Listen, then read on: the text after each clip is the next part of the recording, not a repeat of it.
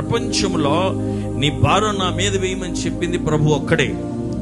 చాలా మంది చాలా మాటలు చెప్పారు, నీ భారం తొలగిపోతుందని చెప్పారు. కానీ వాళ్ళు ఏమన్నారంటే, మేము చెప్పే కొంత భారం నీ మీద వేసుకుంటే నీ భారం పోతుంది అన్నారు. కానీ ప్రభు ఒక్కడే, నీ భారం ఎంతైనా తీసుకొచ్చి నా దగ్గర వేసేయి, నేను నిన్ను ఆదుకుంటానని చెప్పాడు ఆయన. కుడి చేయి పైకి చెప్పండి, దేవా నా భారమును ఈ ఉదయకాలం నీ మీద వేస్తున్నాను.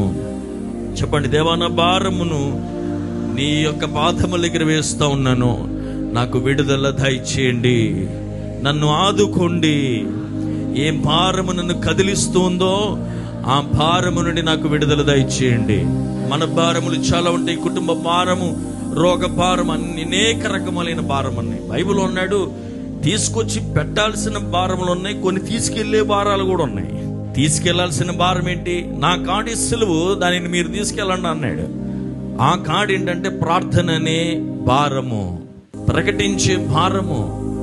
అనేక మందిని దేవుని మందిరములకు తీసుకొచ్చి ఆ భారం మాత్రం తీసుకోగాని జీవిత భారములు మాత్రం అన్ని తీసుకొచ్చి ఎక్కడ పడే అన్నాడు దేవుడు?